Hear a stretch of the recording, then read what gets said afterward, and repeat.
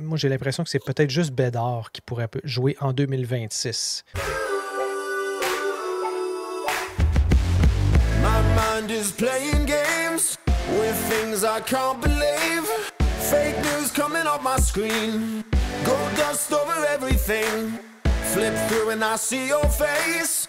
Cover up with pixelates. But you're so lovely in reality. La gang, le trio parfait. La bonne bière, la bonne bouffe et un bon match. Je vous invite à aller vivre l'expérience de la zone hockey dans un 3 brasseurs près de chez vous. Salut mon PO! Hey, comment ça va? Écoute, mes traits tirés démontrent que je suis resté réveillé jusqu'aux petites heures pour le fameux Golden Goal de McDavid.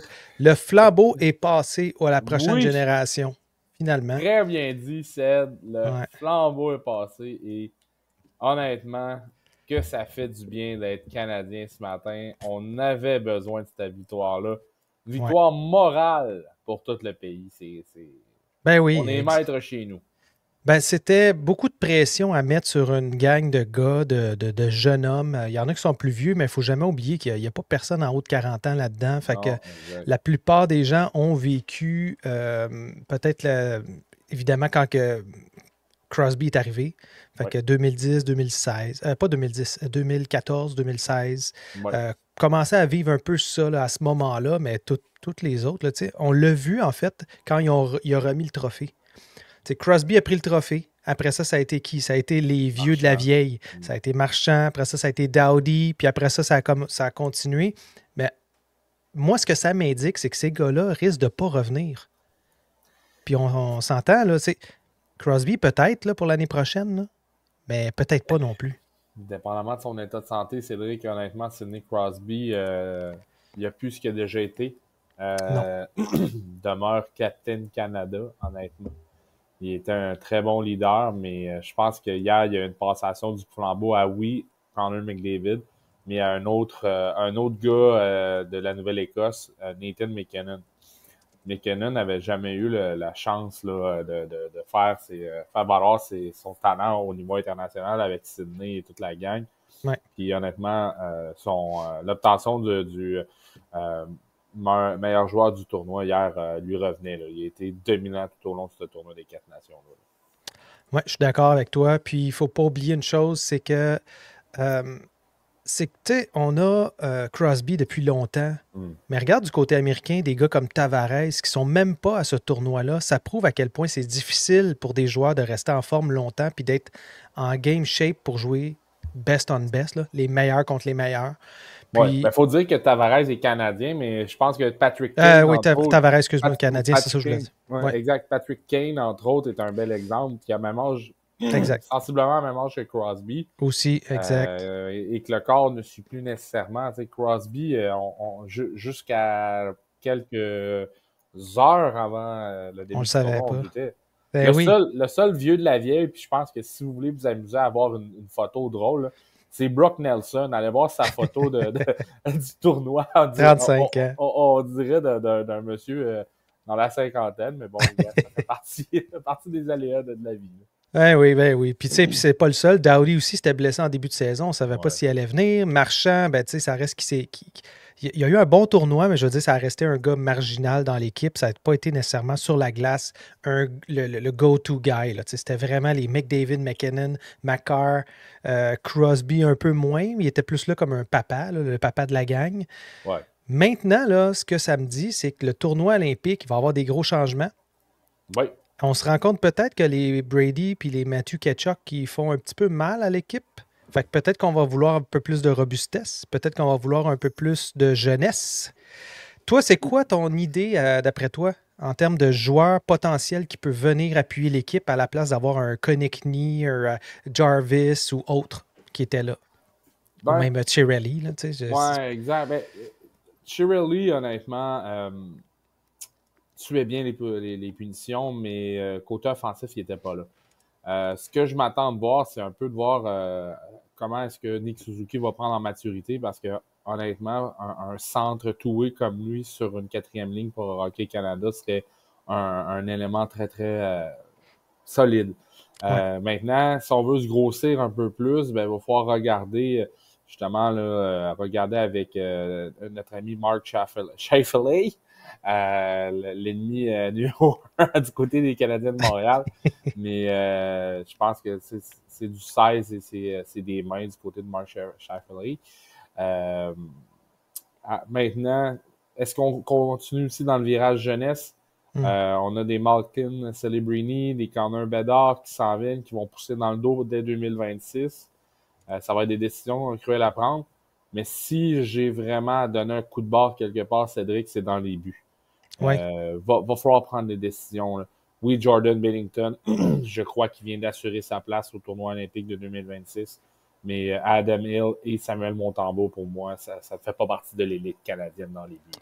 Ben, qu'est-ce qui arrive? C'est quoi qu'on a des Logan Thompson, on a d'autres gars comme ça qui potentiellement pourraient prendre la place comme deuxième gardien de but, ou dans le cas que Bennington se blesserait ou ne serait pas en mesure de participer au tournoi olympique l'année prochaine, pourrait avoir une bonne relève, mais c'est très mince. C'est effectivement très mince.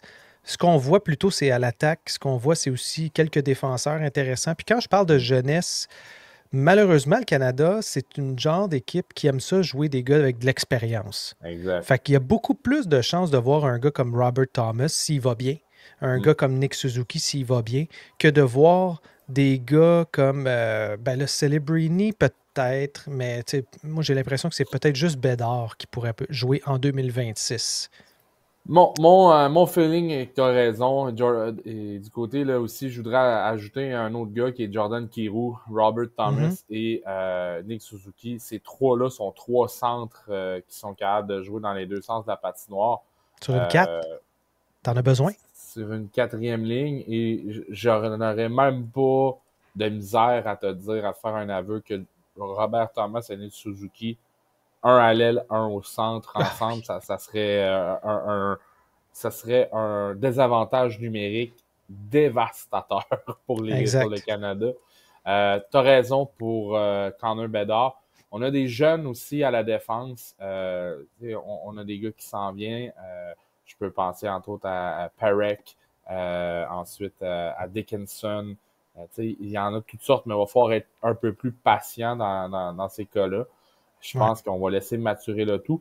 On a présentement une vieille garde qui ont connu les belles années. On peut parler de Sochi en 2014. Il y a le championnat du monde en 2016. Mais maintenant, là, on voit que le flambeau est en train de se transposer.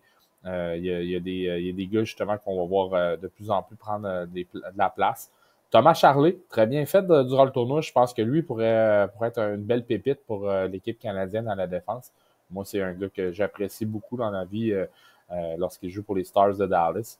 Mais attendons de voir là, un peu pour la suite. La seule chose du côté de équipe Canada, et on l'a déjà fait par le passé, puis c'est ce que j'aimerais voir, Cédric, c'est qu'on ait une espèce de camp d'entraînement cet été pour un peu regrouper peut-être les 50, 60 meilleurs joueurs à travers le pays pour un peu identifier c'est quoi un peu le noyau qu'on voudrait former en vue des Olympiques en Italie. Mais il y a un tournoi, justement, PO. Il y a un tournoi qui se fait cet été, puis qui se fait à tous les étés. Toutes les équipes qui font pas les séries, habituellement, envoient certains joueurs dans ces équipes-là. Exactement. Puis ça on pourrait avoir des Noah Dobson s'ils ne font pas les séries. On pourrait avoir des Thomas, des Suzuki, peut-être Goulet s'il est rétabli, aller participer à ça. Est-ce que ça peut servir pour justement établir qui les numéros 1, numéro 2, 3, 4, etc.? Ton option n'est pas fou. C'est clair que ça va donner une belle carte de visite pour tous les gars que tu as nommés. Entre autres pour Dobson, qui, à mon avis, va commencer à pousser dans le dos des plus vieux à la défense. C'est clair que participer à ce genre de tournoi-là te donne une exposition et ça permet aussi à l'équipe, à l'organisation de Hockey Canada de rencontrer un peu les joueurs et voir un peu. Maintenant aussi, il ne faut pas oublier une chose, c'est que au courant des dernières semaines, il a été annoncé par Hockey Canada qu'on allait nommer 2 postes clés au sein de l'organisation. Un VP, un vice-président afin de s'occuper de tout ce qui est l'organisation hockey, mais aussi un directeur général, un directeur gérant qui va s'occuper du programme d'excellence. Ça veut dire quoi, ça?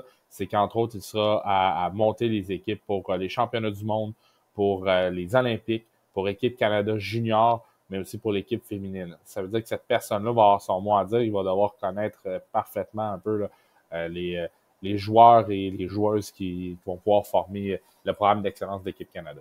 Ben, c'est une très bonne nouvelle parce que justement, je trouve qu'on était un peu, surtout junior là, cette année, c'était un peu bizarre les choix. Ouais. On dirait que ça y allait plutôt avec ceux que moi j'ai vus en tant que coach. Je me permets de prendre ces gars-là. Fait qu'on voyait beaucoup de gars de l'Ontario, peu du Québec, un peu plus au niveau de l'Ouest. Puis c'est un peu la même chose, je pense, au niveau canadien. J'ai l'impression qu'il y a certains joueurs qui ont été comme écartés puis qui auraient pu participer, mais que peut-être John Cooper connaissait moins. Donc, il est allé avec des gars qui connaissaient un petit peu plus. Mais moi, j'aurais beaucoup mieux avoir un Shifley qu'un Chiarelli. J'aurais beaucoup mieux aimé avoir... peut-être beaucoup mieux. Zach Hyman, peut-être qu'il n'a pas eu une bonne saison depuis le début, mais est-ce qu'il aurait été meilleur qu'un Konechny peut-être ou même qu'un Jarvis? Certainement. Je te donne le point pour Konechny et Hyman. Hyman est un power forward qui aurait été très utile pour l'équipe Canada. Puis il y a un aspect aussi que tu viens de toucher, c'est que tu sais, dans le monde de hockey, pour avoir travaillé là-dedans pendant 5 ans, c'est qui tu connais. Les gens vont engager les gens en qui ils ont confiance, en qui ils connaissent, ce qui amène parfois là, certains oublis de marque. Je vais dire ça comme ça pour rester poli. Mais effectivement, il y a un remaniement au sein de l'équipe Canada Junior suite au déboire de cette année. Ça n'a pas de bon sens qu'est-ce qui s'est passé avec l'équipe Canada Junior. Non, vraiment pas. Puis, donc, pour ceux que moi, je crois qu'ils ne devraient peut-être pas participer au tournoi olympique pour plusieurs raisons. On a évidemment des Marchands. J'ai pas l'impression que Marchand serait de retour. Doughty, peut-être pas non plus. Crosby, peut-être qu'il pourrait jouer sur une 3e ligne, mais n'aurait pas un rôle autant d'impact qu'il y a eu dans le passé. À ce moment-là, ça laisse des trous aussi pour Chiarelli, Jarvis, potentiellement Konechny aussi, donc 3 autres gars. Ça nous fait 5-6 trous, mais il ne faut pas oublier non plus, Mark Stone, vas-tu être encore capable de suivre la parade? T'sais, il a quand même bien fait, là, mais on parle de 4 matchs là, à peu près. C'est pas le tournoi olympique. Le tournoi olympique, c'est 1 semaine et demie, 2 semaines, beaucoup plus intense. Là. Fait que est-ce que ce genre de joueurs-là peuvent vraiment jouer ou est-ce qu'on est mieux d'y aller avec un peu plus jeunes? Des Thomas, des Suzuki, des Hyman, évidemment le Bédard qui devrait s'amener. On va avoir des gars éventuellement aussi que ça peut être intéressant de voir jouer. Je ne dis pas qu'ils sont prêts maintenant, mais des Fantilli et autres qui éventuellement pourront remplacer ce type de joueurs-là comme peut-être pas Pointe, là, mais comme Stone, entre autres, ou des gars qui ont un petit peu plus de robustesse, mettons. Là.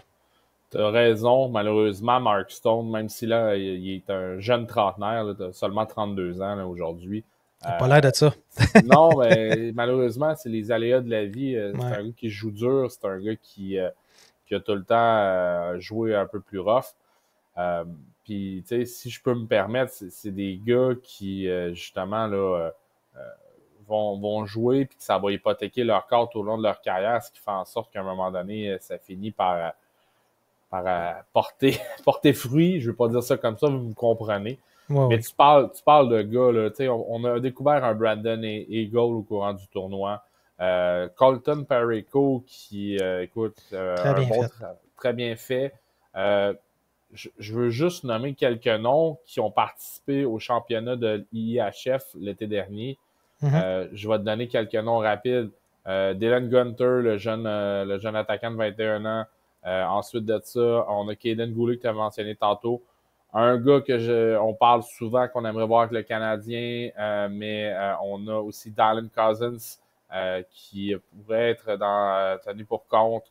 On a aussi un défenseur défensif, jeune trentenaire aussi, David Severson. Pas fou de penser à lui. Il y a des gars qui sont disponibles. Et bien sûr, on a parlé de Caden Goulet.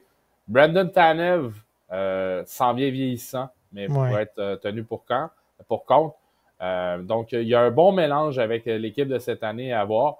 Puis, tu mentionnais tout ça tout à l'heure. Il y a des décisions à prendre, Cédric. Puis, pour moi, c'est pour ça que je nomme depuis tantôt l'idée de faire peut-être un petit cas d'entraînement pour un peu voir tout ce bassin de joueurs-là. Comment ça va être important. Puis, prendre le temps de bien voir les choses, puis pas prendre des décisions parce que je connais quelqu'un. Le Lightning de Tampa Bay était excessivement bien représenté au sein de l'équipe Canada cette année. Par chance qu'on a remporté l'or. C'est ça. Mais, quand tout finit bien, on ne se pose pas de questions des fois, mais c'est peut-être là que c'est le temps de se poser des questions parce que justement, il n'y a pas l'amertume de la défaite. Dans ce cas-ci, je pense qu'il y a des choses à améliorer. Je pense qu'on va pouvoir avoir une meilleure équipe aux Jeux olympiques que ce qu'on a vu au tournoi des 4 nations. Puis, tu sais, t'en as oublié quelques-uns, là, les Noah Dobson, peut-être les Mason McTavish aussi, éventuellement. Toutes ces Mason McTavish sur une 4e ligne, ça serait merveilleux. C'est un gars qui joue avec le couteau entre les dents, tu sais. Exactement. Donc, ramener un peu de grit là-dedans pour calmer les ardeurs de l'ennemi numéro 1 à abattre, qui va être encore une fois les États-Unis dans ce tournoi olympique. À moins de voir les Russes arriver sur une bannière de l'équipe internationale. Internationale, parce que les Russes demeurent une force, si tu veux mon avis, à l'attaque et ils ont les meilleurs gardiens de but au monde présentement. Exactement. J'ai hâte de voir. Ça va être un dossier à surveiller, ce qui fait que on vient de terminer le tournoi des 4 nations, c'est-à-dire qu'on est le 21 février, puis j'ai déjà hâte aux Jeux olympiques de 2026. Ça te donne une idée, là? Ah oui, mais on passe au temps suivant. On veut toujours voir le prochain puis le prochain. C'est quoi le prochain événement? Parce que, écoute, c'était incroyable hier soir. C'était à son comble là, au niveau de l'émotion pour tout le monde, même pour Frank. Hein? On l'a vu dans son show. Mais c'est ça les Jeux olympiques. C'est que ça amène des rivalités plus fortes qu'on peut voir maintenant dans la LNH. Parce que la LNH, ça bouge un peu plus versus les équipes internationales ou les équipes nationales, si on veut, ça bouge pas. Tu es un Canadien ou tu es un Américain ou tu es un Russe ou peu importe. Là. Fait que moi, j'ai bien hâte de voir ça. Sur une dernière note, là, les gardiens potentiels, Devin Levi, Mackenzie Blackwood, Logan Thompson, moi, c'est pas mal les 3 que je vois qui pourraient émerger pour prendre une place. Est-ce que tu en vois d'autres? Parce que c'est très mince, là. Après, ça va loin. Malheureusement, là, cette année, on a décidé malheureusement, je pense que c'est une décision sagement mûrie, là. Ouais. Mais est-ce qu'on aurait voulu avoir un Marc-André Fleury? Donc, ça aurait pu arriver. Mais dans le bassin de gardiens de but américain, c'est très bien développé. Russe, je l'ai dit, c'est les meilleurs. Mais côté canadien, c'est très, très mince. Encore plus lorsqu'on parle des Québécois. C'est le talon d'Achille de l'équipe canadienne. Je vais être honnête avec toi, là. Ceux que tu viens de nommer, plus ceux qui représentaient aux 4 nations, à moins que quelqu'un émerge de tout, là, ça va être difficile. Je crois que ça va être ça. Ça va être difficile. En tout cas, au moins, on a beaucoup de choses à surveiller pour les prochaines semaines.